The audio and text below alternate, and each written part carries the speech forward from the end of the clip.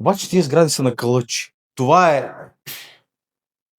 югоизток, това е югозапад, а това е северозапад.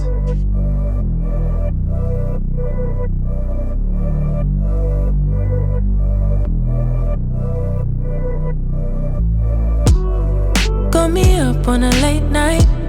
You steady playing on my mind. Oh, I can't get you out my head. Got a feeling I can't fight. There's nothing left, but it feels right. I'm feeling you and I won't pretend. I don't wanna say too much. I don't wanna say too much. I just wanna feel your touch. I wanna be closer, babe. I just wanna give you my love. I just wanna give you my love. I just wanna give you my love. My love. Ain't no doubt about it, babe. You should be mine. Through the sun and through the rain, I'll stay by your side. And when seasons change, my love will still remain. Cause I got you. I got you. Днес се намираме в комплекс Асена. Комплекс Асена се намира в квартал Запад, в град Асеновград, на 100 метра от Асеновградско шосе. Комплекс от 8 малки бутикови сгради на 3 етажа и 4 от тях имат мезонети. Влезахме в сграда, която е пред Акт 15. Искам да ви покажа как ще изглеждат общите части, а те ще бъдат ПВЦ пана, ще има огледала, високи, които ще бъдат от тавана до земята.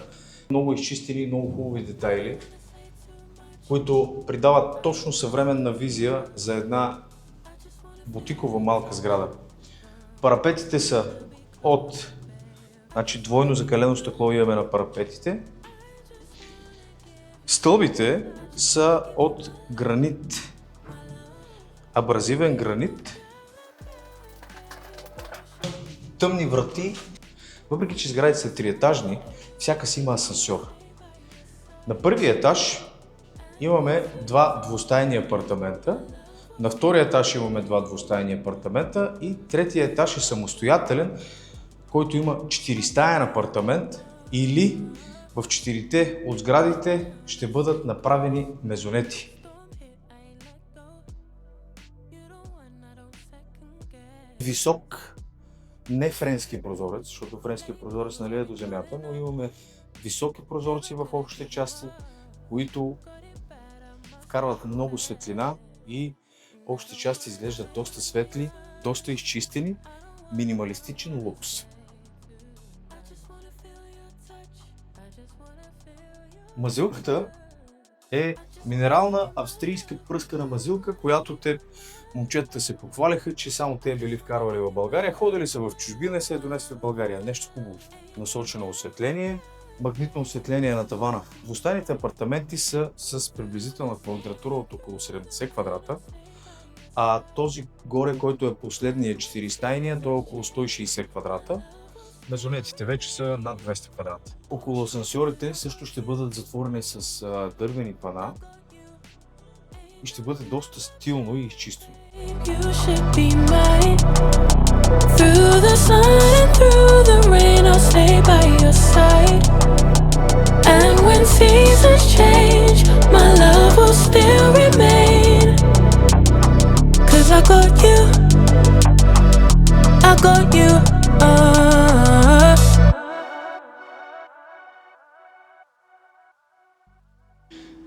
Сега ще влезем в апартаментите, за да разгледаме тяхното разпределение. Долу влизаме на първия етаж, реално партерния етаж, който е. Тук е първият двустаен апартамент. Имаме една спалня. Имаме мокро помещение. Отделно имаме баня с тоалетна. И имаме около 22-3 квадрата хол, който има излаз навън към двора, който ще бъде на апартамента, и тераса.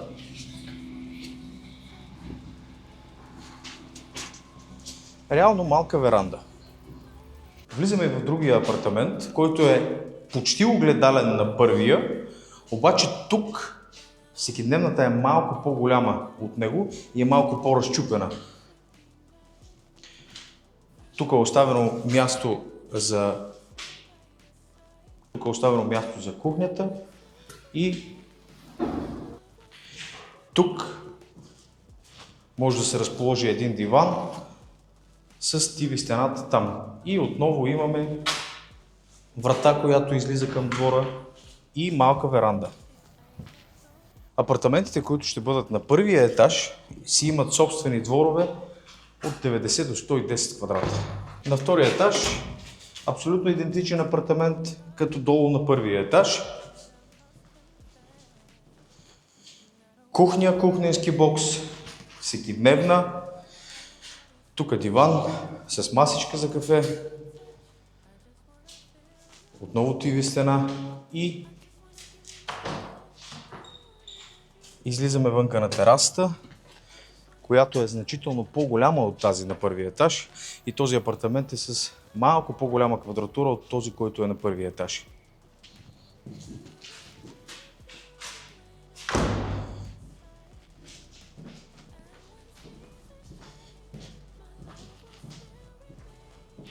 Отново баня с тоалетна, отделно мокро помещение и една прилична спалня 12-13 квадрата. Сега сме отново на втория етаж, в другия апартамент, който е с изложение изток, юг, запад. Мокро помещение, баня с тоалетна, хол с всекидневна и кухненски кът, на който кухненски кът мивката са оставили да бъде точно на прозореца, което е един малък детайл, на който жените много се възхищават, когато мивката им е точно на прозореца. Така че тук мивката е проектирана да бъде точно на прозореца. Да си миеш чините и да си гледаш навънка. Симпатичен, малък, доста светъл апартамент. Сега в момента, както се вижда, слънцето влиза и е доста светъл.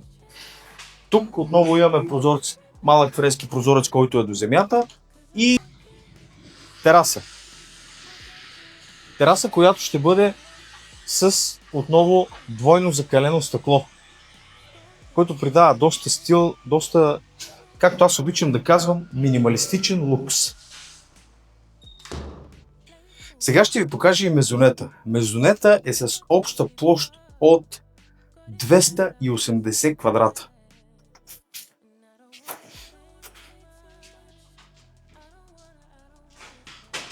Влизаме, обаче като влезнем и тук виждаме една затворена стена. Сега след малко ще ви покажа тази затворена стена какво е. Това е спалня номер 1, която е над 20 квадрата.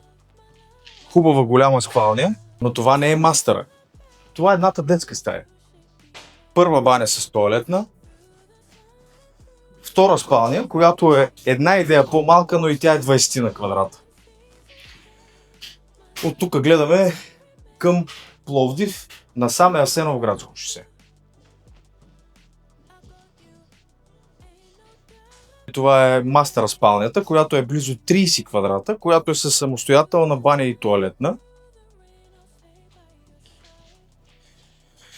Баня и тоалетна, която е 6-7 квадрата.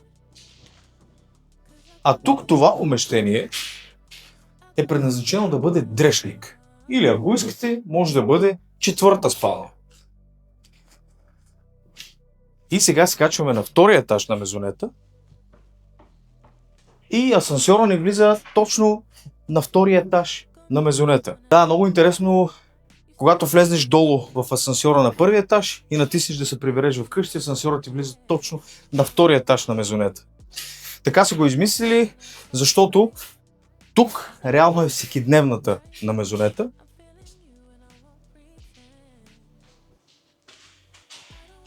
Тук тази част е предназначена за кухня, кухненския кът и насам вече имаме една 270 градусова гледка. Насам гледа към Асеновград, нагоре красивите Родопи. Това ни е изток, това ни е юг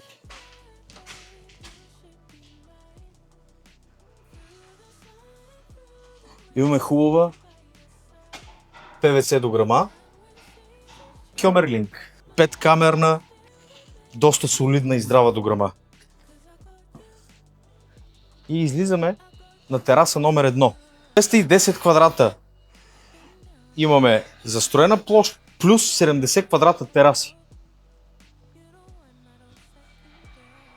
Горе над нас имаме една много красива и много трудоемка пергола. Това си е ПВЦ облицовка, която има допълнителна изолация отзаде и под нея си е вече другата изолация. Ето тук имаме врата, която е точно от асансьора, може да излезеш и да дойдеш точно да излезеш на терасата. Тук имаме изходите за климатика, които са прибрани, във ъгъла е климатика, да не е някъде където да се вижда, да можеш да си го затвориш, да не ти пречи, но тук спокойно може да си изкараш примерно един надуваем басейн, един надуваем замък за децата, да могат да си играят спокойно. Тук може да карат колела, тротинетки. Тук може да се сложат една кафе масичка и сутринта да станеш, да излезнеш и да си гледаш красивите Родопи нагоре.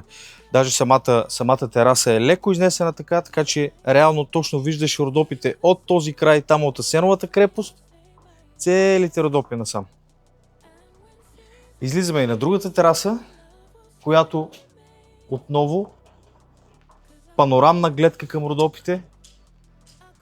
От тук се вижда Асеновградско шосе и не знам дали знаете, но квартал запад на Асеновград е, как да кажа, модерният квартал на Асеновград и тук в момента, както можете да видите, доста усърдно се застроява, много нови кооперации излизат и като цяло града расте в посока запад, защото е най-близко до Пловдив. Реално от тук, като излезеш с колата, като запалиш колата и излезеш от комплекса, след 6 минути си в Пловдив.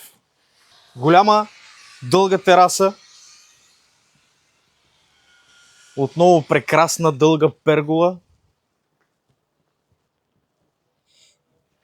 и едно кътче за осамотяване, където тук може да се сложи една люлка или нещо, което да е много удобно и човек да е далече от децата, където са другата страна, където карат колела и тротинетки, да дойде на спокойствие, да си чете книга, да си пие едно кафе, да си пие една напитка. Един доста интересен комплекс, който е с изключително добро съотношение цена-качество. Може да го намерите при нас. Тук наистина се заслужава. Got me up on a late night. You steady playing on my mind. Oh, I can't get you out my head. Got a feeling I can't fight. There's nothing left but it feels right. I'm feeling you and I won't pretend. I don't wanna say too much. I don't wanna say too much. I just wanna feel your touch. I wanna be closer, babe. I just wanna give you my love. I just wanna give you my love. I just wanna give you my love. My love. Ain't no doubt about it, babe. You should be mine. Through the sun and through the rain, I'll stay by your side. And when seasons change, my love will still remain. 'Cause I got you, I got you. Been down, I stay close. Storm hit, I ain't let go. You the one I don't second guess. Late calls, I be pulling up. Never could I give you up. Got it bad, I must confess. And I don't wanna